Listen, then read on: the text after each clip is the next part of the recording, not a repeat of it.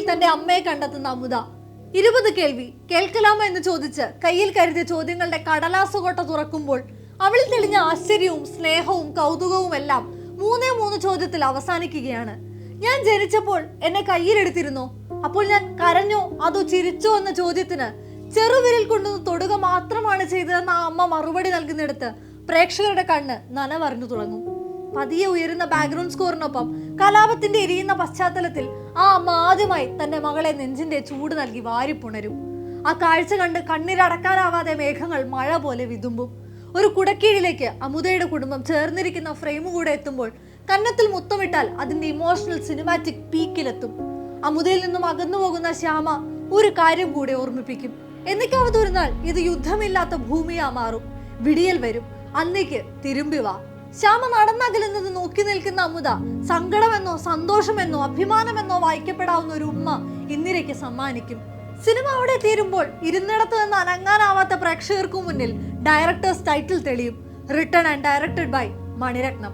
അയാളുടെ സിനിമകൾ തലമുറകളെ അതിജീവിക്കുന്നത് കഥയ്ക്കുള്ളിലെ മനുഷ്യർക്ക് നൽകുന്ന ഈ ആഴം കൊണ്ടുകൂടെയാണ്. കഥാപാത്രങ്ങളിൽ നിന്നും പ്രേക്ഷകരിലേക്ക് അതിവേഗം പടർന്നു കയറുന്ന അദൃശ്യമായ വേരുകൾ കൊണ്ടുകൂടെയാണ്. 3 പതിറ്റാണ്ടിനൊപ്പം ഉലകനായകനൊപ്പം ഒരു ബ്രഹ്മാണ്ഡ ചിത്രവുമായി എത്തുമ്പോൾ പ്രേക്ഷകർ തലകുനിച്ചിറങ്ങിപ്പോകുന്നതും അതേ മണിരത്നം ഫ്ലേവറിന്റെ അഭാവം കൊണ്ടാണ്. എന്താണ് മണിരത്നത്തിന് സംഭവിച്ചത്? തമിഴ് സിനിമയുടെ സിനിമാറ്റിക് ടേസ്റ്റ് തന്നെ മാറ്റിക്കൊണ്ടാണ് 1986 മൗനരാഗം തിയേറ്ററുകളിൽ എത്തുന്നത്. അർബൻ തമിഴ് റൊമാൻസിന് അത്രയും റൊമാൻറ്റിക് ആയൊരു ഭാവം അന്നുവരെയും കൽപ്പിക്കപ്പെട്ടിട്ടില്ലായിരുന്നു. മനോഹരമായ ഫ്രെയിമുകൾക്കും കണ്ടിരിക്കാൻ കൊതി തോന്നിക്കുന്ന പാട്ടുകൾക്കുമൊപ്പം മൗനരാഗം തിയേറ്ററുകളിൽ ആഘോഷിക്കപ്പെട്ടതോടെയാണ് മണിരത്നം എന്ന സംവിധായകൻ തന്റെ വിജയഗാഥ തുടങ്ങുന്നത്.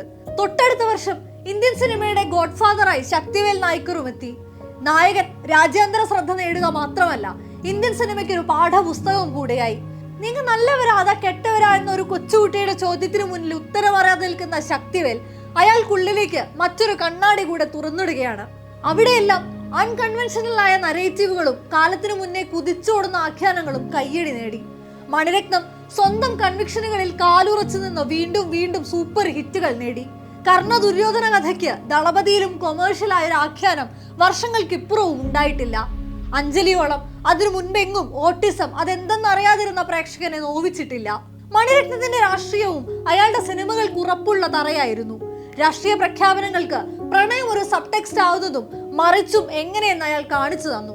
സിനിമകൾ കണ്ട് പ്രണയിക്കാനും പ്രണയത്തിൽ ചോദ്യങ്ങൾ ഉന്നയിക്കാനും തലമുറകളെ പ്രേരിപ്പിച്ച സംവിധായകൻ കൂടെയാണ് അയാൾ. പക്ഷേ തഗ് ലൈഫിൽ എത്തി നിൽക്കുമ്പോൾ അയാളുടെ സ്ട്രോങ് പോയിന്റുകൾ പോലും ബലമില്ലാതെ തളർന്നു വീഴുകയാണ്. 2002 കന്നത്തിൽ മുത്തമിട്ടാൽ എന്ന ചിത്രത്തിന് ശേഷം അത്രത്തോളം ശക്തമായ ഇമോഷണൽ ബോണ്ടിങ് സൃഷ്ടിച്ച ചിത്രങ്ങൾ ഉണ്ടായിട്ടില്ലെന്ന് നിരൂപണങ്ങളുണ്ട്.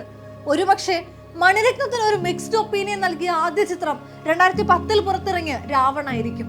ഐതിഹ്യങ്ങളിൽ നിന്നും തിരഞ്ഞെടുക്കുന്ന കഥകൾക്ക് ഒരു ഓൾട്ടർനേറ്റീവ് എൻഡിങ് നൽകുന്നതിൽ മണിരത്നത്തിന് അമരത്വം ഉണ്ടായിരുന്നെങ്കിലും രാവണിൽ അതിന് ഭിന്നാഭിപ്രായങ്ങൾ ഉയർന്നു.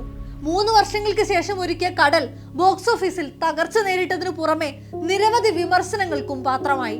2010 ശേഷം വീണ്ടും ആസ്വാദകരെ പിടിച്ചിരുത്തിയ മണിരത്നം ചിത്രം ദുൽഖർ നായകനായ ഓ കാതൽ കൺമണിയായിരുന്നു.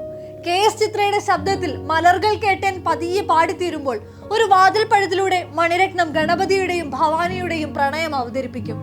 ഒരു നാൾ ഉങ്ങളെ ഞാൻ മറന്നുപോയിടും ആ ഗണപതി എന്ന ചോദ്യത്തിൽ മണിരത്നത്തിന്റെ തനത് മാന്ത്രികത വീണ്ടും പ്രേക്ഷകരെ സിനിമയോട് ചേർത്ത് നിർത്തി.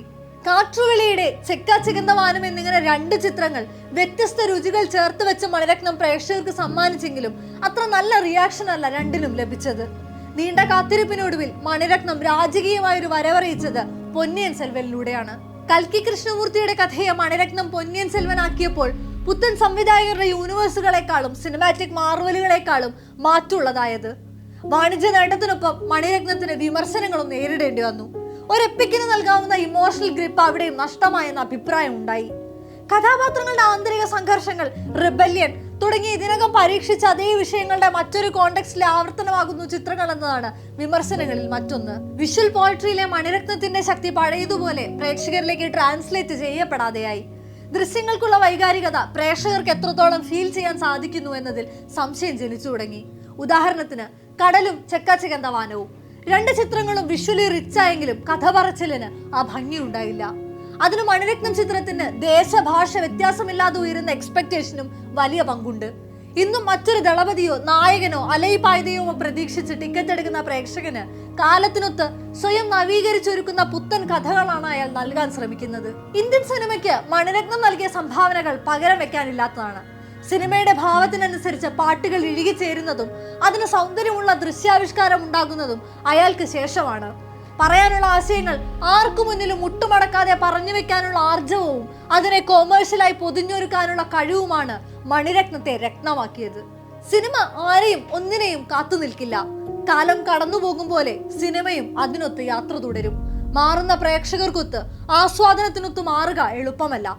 പലരും ഔട്ട്ഡേറ്റഡ് ആകുന്നതും അങ്ങനെയാണ്. പക്ഷെ 42 സിനിമാ വർഷങ്ങൾ മണിരത്നം അതിജീവിക്കുന്നത് മാറ്റങ്ങൾ അറിഞ്ഞു മാറാൻ തയ്യാറാവുന്നിടത്താണ്. ഓരോ സിനിമയും അടിപതറുമ്പോൾ അതിനേക്കാൾ മികവുള്ള തിരിച്ചുവരവ് അയാൾക്കുണ്ടാകും. അയാളുടെ പ്രണയങ്ങളും കലഹങ്ങളും കൂടിച്ചേരലുകളും ഇനിയും തുടരും. പിഴവുകൾ മരുന്ന് വെച്ചുണക്കി വീണ്ടും ഒരു മണിരത്നം ചിത്രമെത്താൻ കാത്തിരിക്കാം.